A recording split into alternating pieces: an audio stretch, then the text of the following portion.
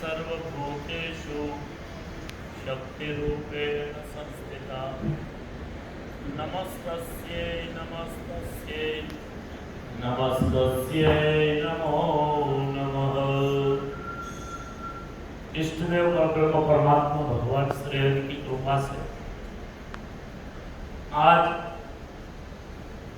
Salute तिरंगा राष्ट्रीय NGO है और इस राष्ट्रीय एनजीओ का 5 साल पूरा होगा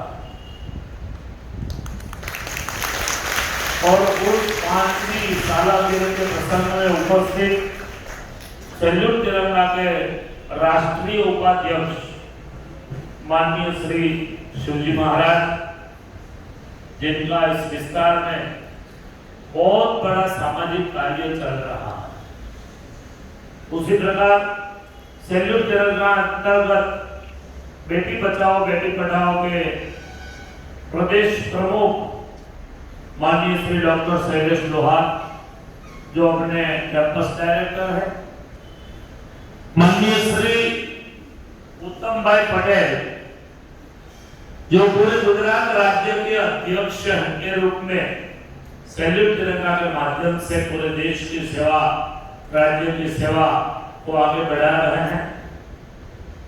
उसी प्रकार गुजरात राज्य सैल्यूट तिरंगा के महामंत्री हमारे डॉक्टर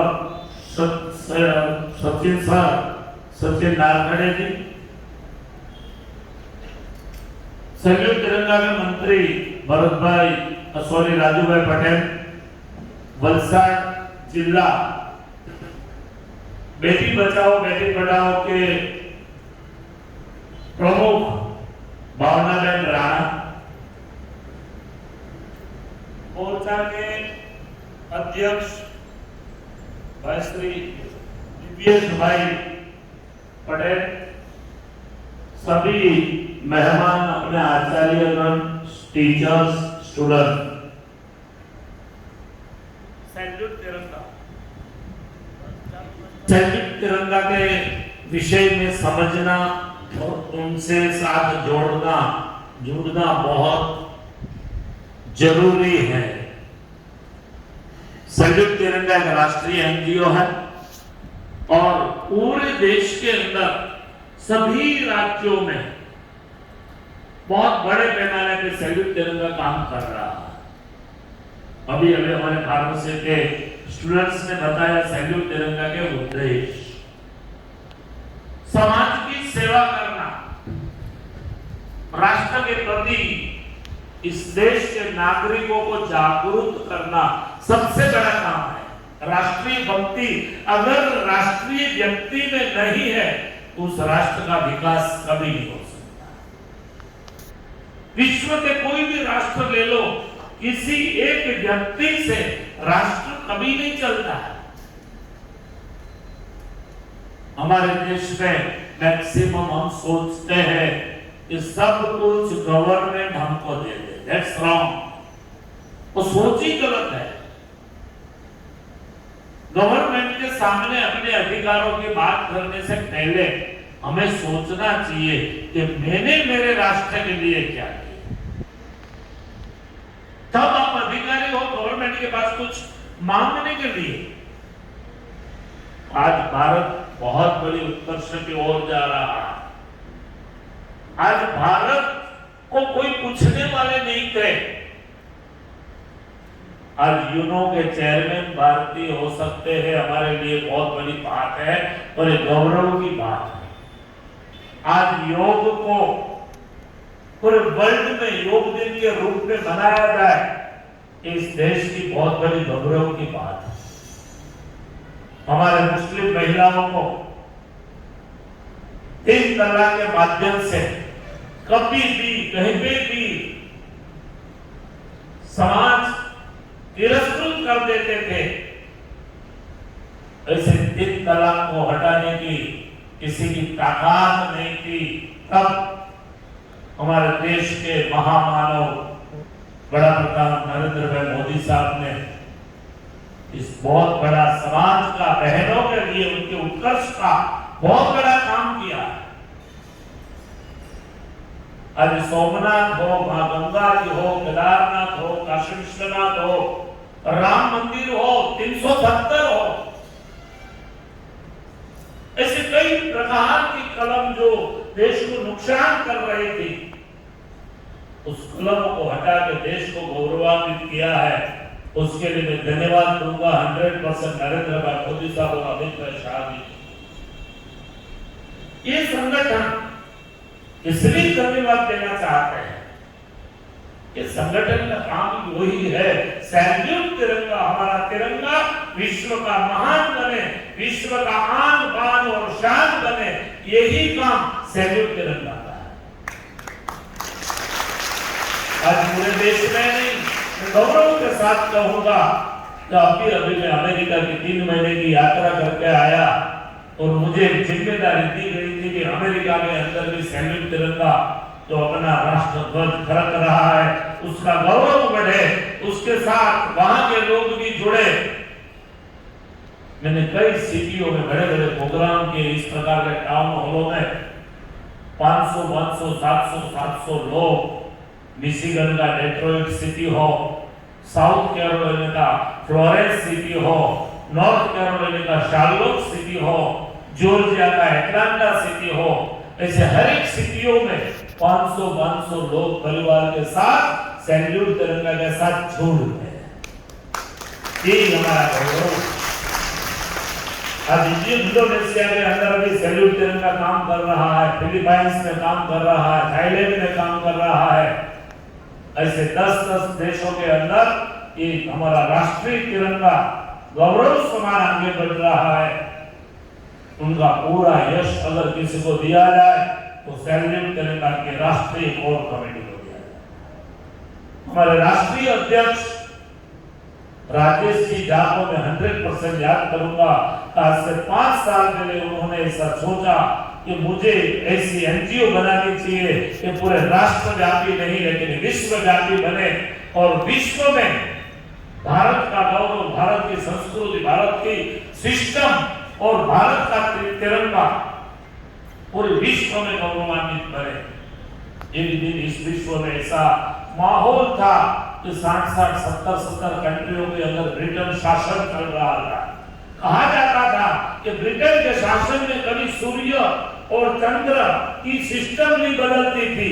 एक जगह में सूर्य का उदय हुआ, दूसरी जगह में सूर्य का अस्त हुआ, तो जहां एक साइड अस्त हो रहा है वहां दूसरी जगह पे उदय हो रहा है।